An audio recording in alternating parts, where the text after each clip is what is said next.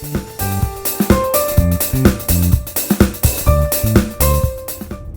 morning, happy Monday, happy President's Day. Today is Monday, February 17th, 2025. It's President's Day in the United States. And some people are off work. I am not. I have to work the prison job. Oh well. Things could be much worse. I could not have a prison job, and that would be worse. Okay, I'm going to talk about the Daytona 500. Before I talk intelligently about it, I probably need to watch some of it again, because my cable was in and out. My internet was in and out because of the high wind we were having. So I wasn't able to watch every lap. Of course, we had the rain delay and everything. So some of the storylines I'm sure I missed. Some of the people that were in the accidents I'm sure I missed. But I'm just going to talk about it overall. Overall, I thought it was a good race. As always with Daytona and Talladega, there will be the big one. And there could be 3 or 4 big ones, as was the case yesterday. This race is the one that everybody wants to win. And when they're up front, they're going to do whatever they can to try to win. And as what I understand, the wind was also blowing in Daytona. So you're working with aerodynamics. And if a car gets out of line, the wind may pick it up. Now, what caused the incident with Ron Priest, I don't know. We've never seen that before, where it kind of did a wheelie. So, I do not know why you're doing that, Bethany. I am not over any lines. Only thing I know was seeing the shadow of the sun. All right. Anyway, I am happy with William Byron winning again. As you know, I pull for Chase Elliott, or I'm Team Hendrick. And of course, I was Team Junior also in this race. So any one of them cars, I was going to be happy about if they won. Now, yes, I wanted it to be Chase. I don't want him to be 20 years and trying, or as in Kyle Busch is now, going to be 21 and trying to win it. I feel like that, unfortunately, it's either one of those races you win early in your career, or it becomes, as each year goes by and you don't win it, it becomes even more special, and it becomes more difficult to win. It's, one race a year. It does set the tone, especially for the first half of the season, as to, where your mind's at. Chase got involved in one of the accidents. That's the chance you take. You want to lead. Of course you want to lead. But Daytona has become, which is unfortunate, I believe, the way the cars are set up now and everything, it's became a fuel mileage race. And if for some reason you don't get enough gas in on that final pit stop, you're going to have to save gas. I do believe that's what he was trying to do by being in the position he was in. He was trying to save fuel. I don't know that for sure, just my guess. And it just didn't work out. But it worked out for William Byron. And that's great. I think William Byron is a good kid. At first, I didn't really care for him because I felt he took Casey Kane's job. But after I learned that Casey was actually, sick, had some things physically wrong with him, I wasn't mad anymore. I got over it, and I do think that William has matured, as we all have, or we all should have, I'll put it that way. There's certain things I'm not mature about. And has become a better driver and probably a better person. He probably was always a good person. It's just I let emotions sometimes get in the way. And that'll lead me to emotions of other things. We all let emotions get in the way sometimes of how we're feeling, especially when someone hurts our feelings. And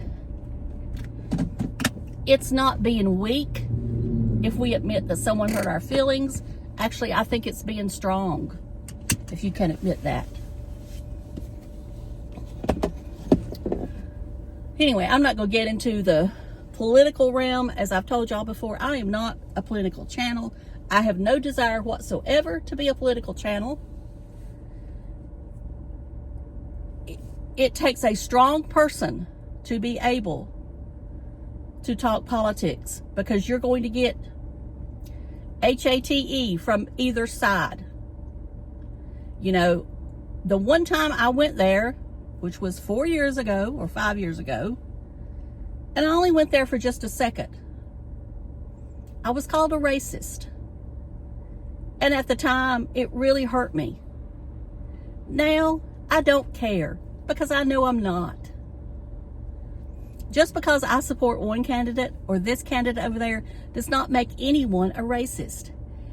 This, you know, putting people down because they associate with this person, or, and I mean, I'm going to go on to Tim here, and maybe I'm going to defend Tim in this statement. You can decide if I'm defending him or not. I don't think because Johnny Vegas goes and plays golf, or JJ goes and plays golf with Tim, that makes him a bad person. What I do believe is the more you hang around that person, the more you are likely to get involved with whatever thing they got going on. But if you're just playing golf, you're just having dinner occasionally, you're just going out west to see them every now and then, I don't think they're a bad person. But now we'll get on to Timmy. Timmy, and he's out here driving a Tesla. I'm not going to get into the point of, I never knew it was a debate as to how to pronounce Tesla. What do I know? And, you know, I think that was a good move on his part, that he went out and tried out a Tesla. But if you look back at his past, 6 months ago, maybe a year ago, I don't know, he was putting down Teslas. He didn't have no desire to have a Tesla, blah, blah, blah, blah, blah. You know, but now, because of Elon Musk, and like I said, I don't want to get into politics, he's looking at them. Did he look at them because of Elon Musk, or did he look at them because somebody told him he'd probably get some views and maybe some new subscribers? Maybe a little bit of both. Anyway, y'all know I like to be a YouTube coach, even though I probably am not qualified other than I have a channel. But I thought it was a good move on his part. I do believe it was kind of funny that he couldn't figure it out. But then again, I don't know that I would be able to figure it out either. Especially if I hadn't driven it one time. I've never driven one.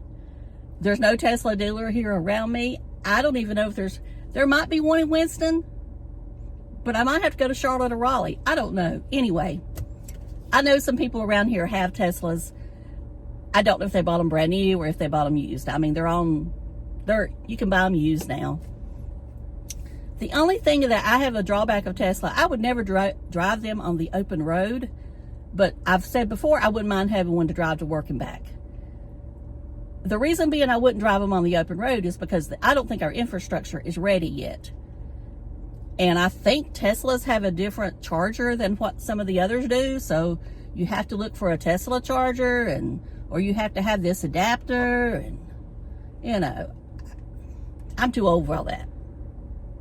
But that doesn't mean I wouldn't mind having one to drive from work and back. There's only 2 charging stations here in town.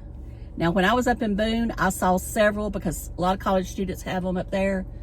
So there's plenty of charging stations there. But when you go, you know, some of these other places, like a friend of mine who drove from Wilmington to Charlotte the other week, she had a hard time finding charging stations in between. And I told her, I said, I think I would have just rented a car. I mean, or borrowed my parents' car or somebody else's if I could, because I wouldn't want to put myself through that stress of trying to find a charging station, especially after dark. But that's neither here nor there. That's just the story of the Tesla. Now we'll get on to the other thing that came out this weekend, that he possibly has a sticks and bricks. Now, I have my own philosophy on this. I've said it all along. This is pure speculation. Don't know. Just talking. Just talking like I would if we was in here having a cup of coffee together. I think it's Tammy's place. I don't think his name is on the lease. I don't think he pays her any rent. He may give her some money every now and then. I don't know. Don't care. But I don't think his name is on the lease. I think that this is probably one of, I don't know. Somebody said something about that it was a 3-month lease and then they renew it. I don't know. Don't care. But I don't think she's probably signed a year lease. The reason being is that I think that because they constantly have arguments, I believe, just my opinion, and they get mad at each other, and Tim storms out west and all that stuff, that maybe she didn't want to commit. Maybe she just wanted to see what happened. He stays over there when he wants to. I think that when she goes back to Delray, that he don't stay there. Because technically, if he's living there, his name is supposed to be on the lease. At least that's the way it is in North Carolina. And so all I know is that if he's only spending the night as a guest, that's different. If he's living there, or she goes back to Delray, he's probably staying in the camper. That's why I believe at Christmas he was alone, because in my opinion, pure speculation, he is not welcome at the Delray house. I believe Tammy has probably had the grandchildren over, and Tim has seen them. That's why Tim has brought them up more. That's just speculation, as I said. And I know that y'all get tired of me saying that, but we got to say it. If not, we'll get ridiculed. Anyway, as I said before, I wish him the best. I wish he could be honest. I don't understand why he wants to hide it all. I don't understand why he wants to go on there and say, oh, I'm looking for this or that in a woman when he already has one. Or are they just friends?